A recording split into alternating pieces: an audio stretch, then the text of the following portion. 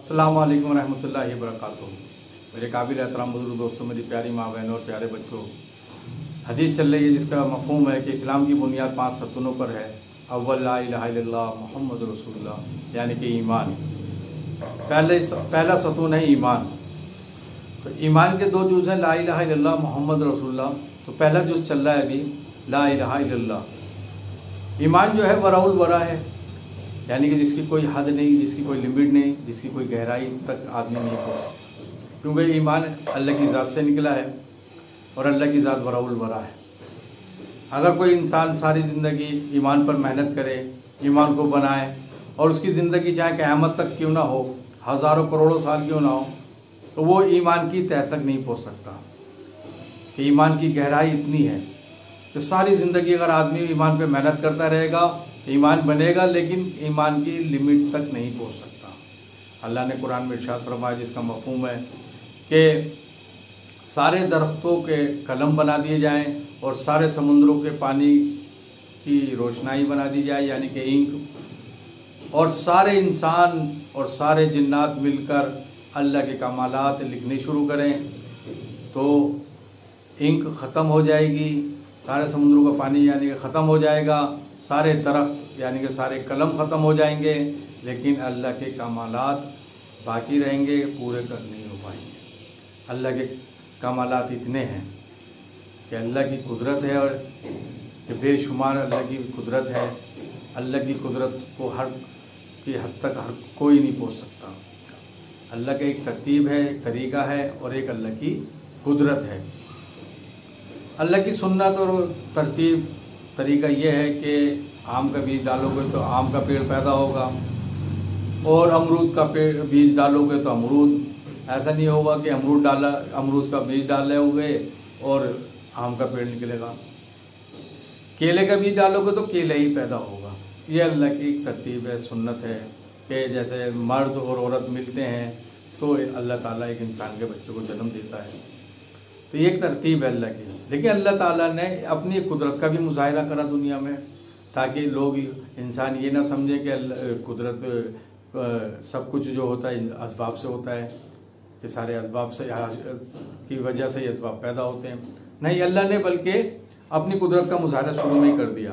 अल्लाह ताला ने हज़रत आदम अलैहिस्सलाम को बगैर माँ बाप के पैदा करके दिखाया।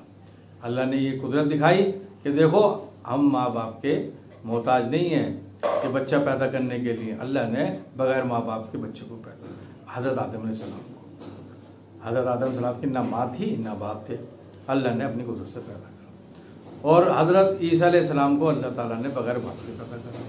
माँ मरियम अलैहिस्सलाम जो है कुआरी थी, पाक थी। तो लेकिन क्या अल्लाह का हुक्म हुआ, अल्लाह ने फरिश्ते को भेजा, फरिश्ते ने आके गिरेबा में फूंक मारी और अल्लाह के हुक्म से हमल ठहर गया और हज़रत ईसा अलैहिस्सलाम पैदा हुआ। अल्लाह ने ये अपनी कुदरत का मुजाहिरा करा कि देखो, हम बाप के भी मोहताज नहीं औलाद को पैदा करने के लिए। तो इसलिए, और इसीलिए कुरान में अल्लाह ताला ने जब भी ईसा अलैहिस्सलाम को पुकारा तो माँ मरियम, मरियम के बेटे की लक़ब दिया, ए मरियम के बेटे, ए मरियम के बेटे, यानी कि मरियम के बेटे, इनका बाप कोई नहीं।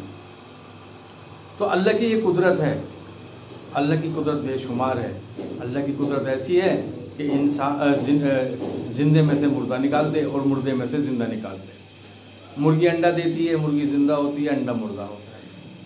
और फिर अल्लाह ने अपनी कुदरत का मुजाहिरा करा, मुर्दे अंडे में से अल्लाह ताला ज़िंदा बच्चा निकालते हैं, चूज़ा, मुर्गी का बच्चा, वो ज़िंदा होता है, जबकि अंडा मुर्दा होता है। तो ये अल्लाह की कुदरत है। अल्लाह नफ़े में से नुकसान दे दे, नुकसान में से नफ़ा दे दे, इज़्ज़त में से ज़िल्लत दे दे और ज़िल्लत में से इज़्ज़त दे दे। कि अल्लाह की ये कुदरत है कि हज़रत यूसुफ़ अलैहिस्सलाम पर ज़ुलेखा ने इल्ज़ाम लगाए और उनको कैद कर दी गई। आपको यूसुफ़ अलैहिस्सलाम को कैद खाने में डाल दिया गया। अब नक्शे क्या हैं? ज़िल्लत के हैं, और ग़ुलाम वैसे ही थे, बेचे गए थे, तो ज़िल्लत के नक्शे हैं। लेकिन अल्लाह ताला ने हज़रत यूसुफ़ अलैहिस्सलाम को इज़्ज़त दी कि कैद खाने से जो है उनको रिहाई मिली, और रिहाई नहीं मिली बल्कि वक्त के बादशाह ने उनको फूड मिनिस्टर बनाया। फिर उसके बाद में जो अल्लाह ताला ने उनको बादशाह बनाया। तो वो इज़्ज़त दी फिर अल्लाह ताला ने। कि अल्लाह ताला की कुदरत ऐसी है, आदमी ये नहीं सोचे कि ये मैं गरीब हूँ या मैं कमज़ोर हूँ या मेरा इस टाइम हालात ऐसे हैं। अल्लाह हालात के मोहताज नहीं। अल्लाह ने इब्राहीम अलैहिस्सलाम को आग में ज़िंदगी दी कि आग को हुक्म हुआ तो गुले गुलजार बन गई। असबाब तो ये लग रहे थे कि अंदर जल भुन गए होंगे, लेकिन अल्लाह ताला ने वहाँ भी ज़िंदगी दी। ज़िंदगी का मालिक अल्लाह है, इज़्ज़त का मालिक अल्लाह है, ज़िल्लत का मालिक अल्लाह है। और इज़्ज़त के नक्शे में अल्लाह जलील कर दे। अल्लाह ने कुरान में वाक़यात दिए हैं। नमरूद कितना बड़ा बादशाह था, लेकिन उन्होंने अल्लाह की बात को नहीं माना, वक्त के नबी की बात को नहीं माना, ईमान नहीं लाया। तो अल्लाह ने उसकी जब बाद में पकड़ करी तो उसको इज़्ज़त के नक्शे में जलील करा। अब कैसा जलील करा कि तख्तो ताज है, बादशाह है, सल्तनत है, हुकूमत है, लेकिन अल्लाह ने एक मच्छर को नाक के ज़रिए दिमाग में घुस दिया।